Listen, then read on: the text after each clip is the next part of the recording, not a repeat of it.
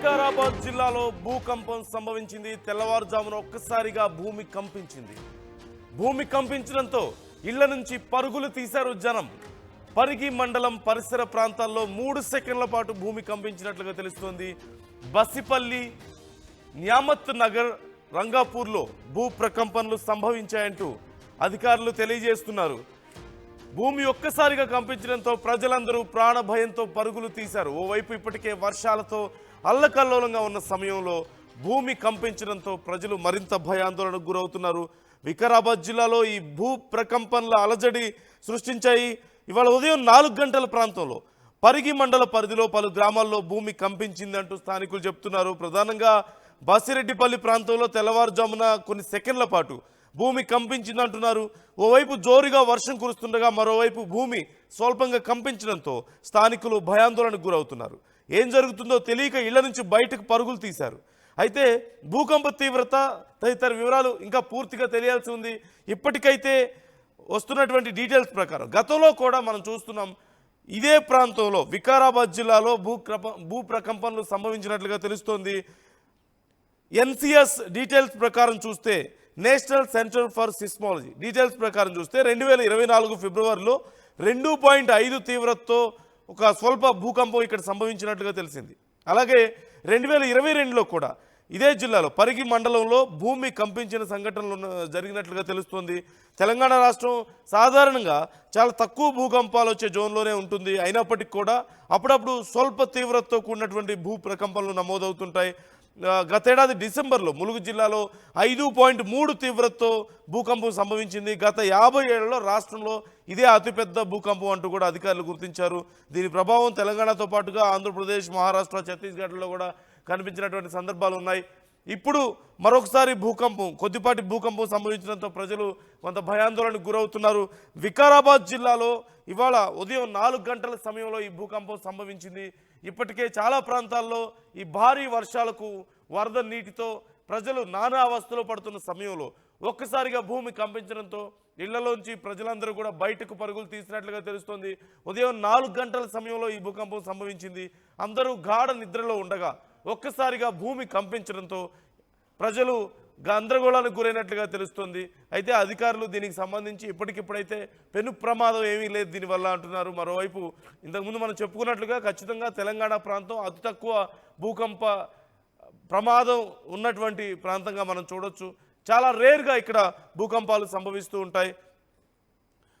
గతంలో మనం చూసినట్లయితే సుమారుగా 2.5 తీవ్రతతో 2024 ఫిబ్రవరిలో ఒకసారి భూకంపం సంభవించింది. వికారాబాద్ జిల్లాలో national centre for seismology details మనం చూస్తున్నాం. 2022లో కూడా పరిగి మండలంలో ఇదే జిల్లాలో భూకంపం సంభవించింది, కొద్దిపాటి భూకంపం. అయితే ఇప్పటి వరకు వచ్చినటువంటి భూకంపాల్లో చూస్తే 5.3 తీవ్రతతో గతేడాది డిసెంబర్లో సంభవించినటువంటి భూకంపమే అతిపెద్ద భూకంపంగా చెబుతున్నారు ఇప్పటి వరకు. ఈ నేపథ్యంలో ఇప్పటి వరకు మళ్ళీ అంత స్థాయిలో భూకంపం రాలేదు అంటూ తెలుస్తోంది. 5.3 తీవ్రత తెలంగాణలో సంభవించినటువంటి అతిపెద్ద భూకంపంగా రికార్డ్ అయి ఉంది ఇప్పటి వరకు మనం చూసినట్లయితే. ఈ నేపథ్యంలో ఈరోజు ఉదయం చోటు చేసుకున్నటువంటి ఈ భూకంపంతో ప్రజలు కొంత భయాందోళనకు గురయ్యారు. అయితే ఈ అంశానికి సంబంధించి మరింత సమాచారం మా ప్రతినిధి శిల్పాని అడిగి తెలుసుకుందాం. శిల్ప, డీటెయిల్స్ ఎలా ఉన్నాయి? రైట్, తెలంగాణలో ఒకవైపు వర్షాలు వరదలతో ప్రజలు భయపడుతుంటే ఇంకోవైపు ఈ రోజు ఉదయం తెల్లవారుజామున వికారాబాద్ లోని 3 గ్రామాల్లో భూకంపం రావడంతో ప్రజలు పెద్ద ఎత్తున భయాందోళనకు గురవుతున్నారు.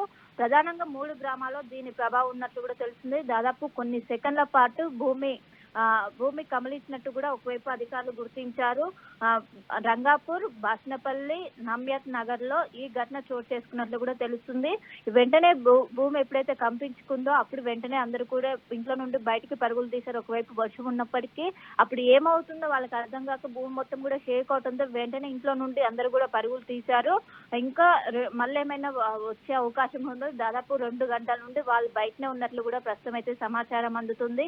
ఇప్పటికే దీనిపై పైన నేషనల్ సెంటర్ ఫర్ సిస్మాలజీ విభాగం దీని గురించి ఇప్పటి వరకు ఎంత తీవ్రత నమోదైంది, ఎంత మ్యాగ్నిట్యూడ్ నమోదైందని కూడా ప్రస్తుతం అయితే ఇంకా సమాచారం అయితే ఇంకా అధికారికంగా అయితే చెప్పలేదు. మరి కాసేపట్లో కూడా దీనికి సంబంధించినటువంటి పూర్తి డీటెయిల్స్ కూడా చెప్పే అవకాశం ఉంది. ఒకవైపు తెలంగాణ ఇప్పుడు జోన్ల వైజ్ గా కూడా విడుదల చేశారు భూకంపం వచ్చే దాన్ని బట్టి. కానీ తెలంగాణ మాత్రం సేఫ్ జోన్, అదే సెకండ్ జోన్ లో ఉన్నప్పటికీ ఫ్రీక్వెంట్ గా ఈ భూకంపం వస్తూనే ఉంది. దీంతో ప్రజలు పెద్ద ఎత్తున భయపడుతున్నారు. గతేడాది దాదాపు 9 నెలల క్రితం ములుగు జిల్లాలో అత్యధికంగా 5.3 మ్యాగ్నిట్యూడ్ అనేది నమోదైంది. దాంతో పెద్ద ఎత్తున దాని ఎఫెక్ట్ అనేది పెద్ద ఎత్తున కనపడ్డది. చాలా సేపు కూడా భూమి షేక్ అయింది. మరోసారి ఇటు వికారాబాద్ జిల్లాలో 3 గ్రామాల్లో దాదాపు కొన్ని సెకండ్ల పాటు భూమి మొత్తం కూడా షేక్ అవడంతో ఎవరికి కూడా అర్థం కాలేదు. మొత్తం కూడా ఏమవుతుంది ఏంటని తెలుసుకునే లోపు కూడా మొత్తం కూడా జరిగింది. కానీ ఒకవైపు దీనికి సంబంధించి సిస్మాలజీ డిపార్ట్మెంట్ చెప్తే ఎంత మ్యాగ్నిట్యూడ్ నమోదైందో తెలిస్తే దీనికి సంబంధించి కూడా వస్తూ ఉంటది. మొత్తం మీద ఒకవైపు జోన్ 2 లో ఉన్నప్పటికీ ఈ విధంగా ఫ్రీక్వెంట్ గా గతంలో కూడా వికారాబాద్ లో దాదాపు 3 సార్లు వచ్చినట్టు కూడా అధికారులు చెప్తున్నారు. దీనికి గల కారణాలు ఏంటి, ఏమైనా భూపలకలు ఏమైనా సంభవించాయా ఏంటంటూ కూడా ఒకవైపు అధికారులు అయితే గుర్తిస్తున్నారు. మొత్తం మీద ఒకవైపు వర్షాలతో ఇబ్బంది పడుతున్నారు, ఇంకోవైపు ఈ విధంగా భూ ప్రకంపనలు రావడంతో పెద్ద ఎత్తున ప్రజలైతే ఆందోళనకు గురవుతున్నారు. ఇప్పటికీ స్టిల్ వికారాబాద్ జిల్లాలో ఉన్నటువంటి 3 గ్రామాలు కూడా బయటనే ఉన్నట్టు కూడా తెలుస్తుంది. మరోసారి భూకంపం వస్తే ఏ విధంగా ఉంటుందంటూ కూడా వాళ్ళు ఇంట్లో ఉండకుండా చాలా వస్తువులు కూడా పైనుండి కింద పడ్డట్టు తెలుస్తుంది. దీంతో వాళ్ళు ఇంట్లో ఉండలేక ప్రస్తుతం బయటనే తల దాచుకున్న పరిస్థితి. దీనికి సంబంధించినటువంటి ఎంత మ్యాగ్నిట్యూడ్ నమోదైందని కూడా సిస్మాలజీ డిపార్ట్మెంట్ మరి కాసేపట్లోనే అధికారికంగా వెల్లడించే అవకాశం ఉంది.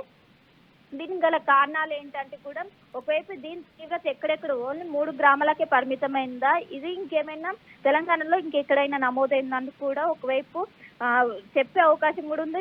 దగ్గరలో ఉన్నటువంటి ఏదైతే భూకంప కేంద్రం ఉంటుందో దాంతో రిక్టర్ స్కేల్ పైన ఎంత నమోదైందని కూడా ప్రస్తుతం మరి కాసేపట్లోనే తెలిసే అవకాశం ఉంది. ఇప్పటికే ములుగు జిల్లాలో పెద్ద ఎత్తున వచ్చిందా, అనంతరం కొండ చర్యలు కూడా విరిగిపోయి దాని ఎఫెక్ట్ అనేది ఎక్కువగా కనిపించింది. మరోసారి రావడంతో పెద్ద ఎత్తున ఆందోళనకు గురవుతున్నారు. కానీ అందరూ కూడా జాగ్రత్తగా ఉండాలంటూ సిస్మాలజీ డిపార్ట్మెంట్ చెందినటువంటి అధికారులు అయితే ప్రస్తుతం తెలుస్తున్నారు. ఇంకా వాళ్ళు బయటలోనే ఉంటున్నారు, కానీ మరోసారి వచ్చే అవకాశం లేదు అంటూ కూడా ఒకవైపు అధికారులు అక్కడ ఉన్నటువంటి ప్రజలకు మాత్రం అప్రమత్తం చేస్తున్నట్లయితే సమాచారం అందుతుంది. Right, thank you Shilpa, thanks for the details. ఇప్పటికైతే దీనివల్ల పెద్ద ప్రమాదం లేదు అంటూ అధికారులు చెప్తున్నారు. అయితే పూర్తిగా ఎంత స్థాయిలో రిక్టర్ స్కేల్ మీద నమోదైంది అనే వివరాలు ఇంకా పూర్తిగా తెలియాల్సి ఉంది. అర్లీ మార్నింగ్ రావడంతో సుమారుగా 4-4:30 ప్రాంతంలో రావడం, అది కూడా అతి కొద్ది సమయమే సంభవించినట్లుగా తెలుస్తుంది. కేవలం 3 సెకండ్ల పాటు మాత్రమే సంభవించినట్లుగా తెలుస్తోంది. మరికొద్దిసేపట్లో దీనికి సంబంధించి పూర్తి సమాచారం వచ్చే అవకాశం ఉంది.